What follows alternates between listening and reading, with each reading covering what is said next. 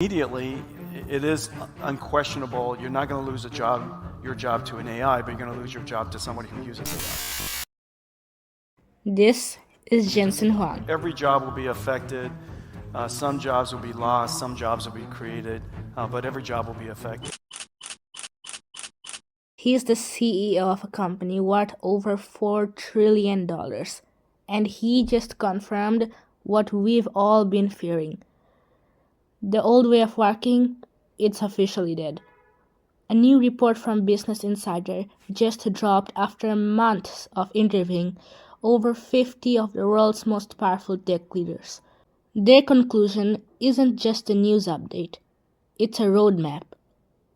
If you want to survive the next 5 years, there are things being discussed behind closed doors that you won't hear in a typical HR meeting. Most people are still treating AI like a faster version of Google. But if you look at what's actually happening inside companies like Nvidia or World Labs, the standard has shifted. It's not about using AI anymore. It's about delegating to it. Think about what Fei Li is doing right now.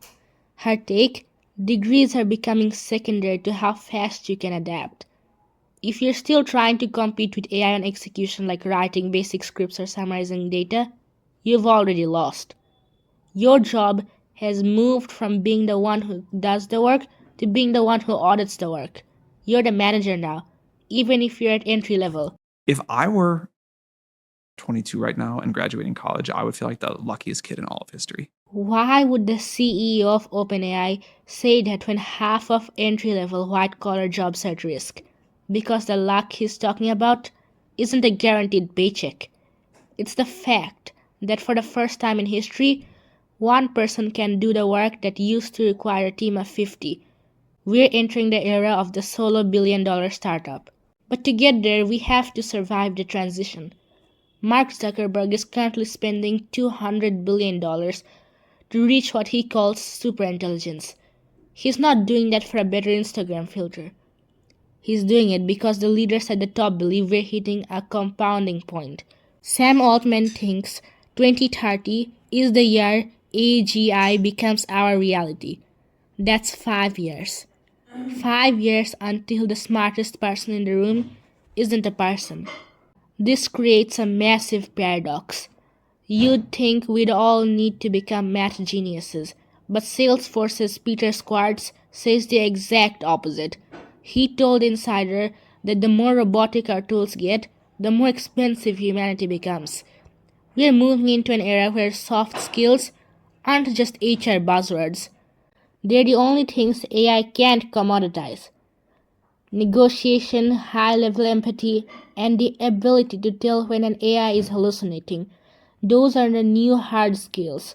If an AI can give you 100 answers in a second, your value is knowing which one actually matters.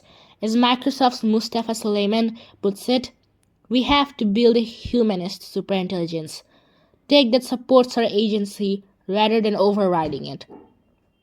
And don't mistake the billions being spent for pure optimism. The people building this are terrified.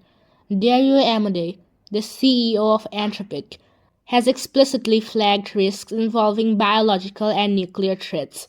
The goal for these leaders aren't just to build the smartest machine, it's to build the one which actually cares about us before it's too late. So, the takeaway isn't to go learn a new coding language.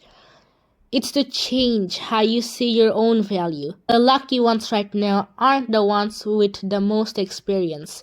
They're the ones with the least to unlearn. The rewrite is happening.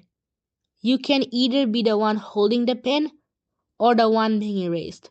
Drop a comment and tell me, are you betting on empathy or are you doubling down on technical skills? I'm reading everything. I'll see you in the next